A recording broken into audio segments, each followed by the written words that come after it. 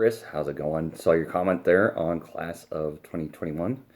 Answering your question about not enjoying running and your quads hurt. So that's a little bit interesting. Three things come to mind. One, it could be a muscle imbalance. We tend to, as triathletes, swim, bike, and run, and then kind of forget about strength training and all the other muscles that are involved.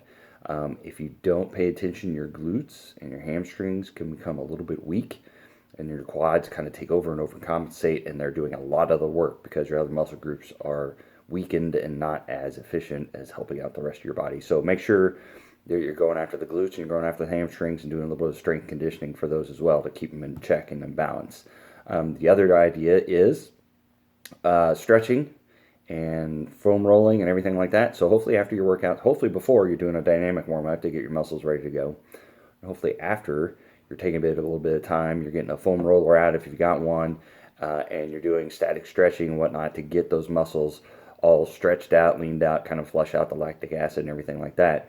So hopefully you're paying attention post-workout to that.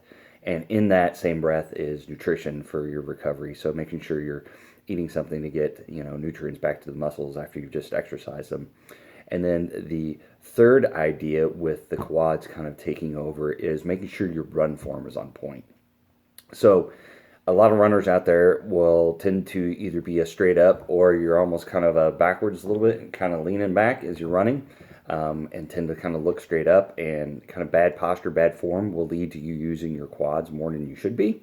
If you got good form, hopefully you're kind of leaning at the ankles. You kind of have a forward natural lean. Gravity makes you do the work, and it automatically makes you want to bring your legs forward to stop you from falling. So you're not having to make your legs move. You're not have to doing as much with your hip flexors and your quads to bring your legs. And then when you're pushing off with your legs. When you're going through the run phase. And I'm going through this really quick, but it's just a thought to look into your run form. So when you're pushing off, you're actually pushing off that leg and you're getting a full extension, and that leg is getting fully engaged. So you're using the hamstrings and the glutes to push you off and keep that momentum going, instead of having to make your quads do all the work to push you up and get you going, to push you up and get you going. You got a forward lean and you're extending your leg all the way off the ground and you're kind of pushing yourself forward. So hopefully those three tips kind of make sense. If you got any more questions, put them on the comments, and hopefully that helps you out. Happy training.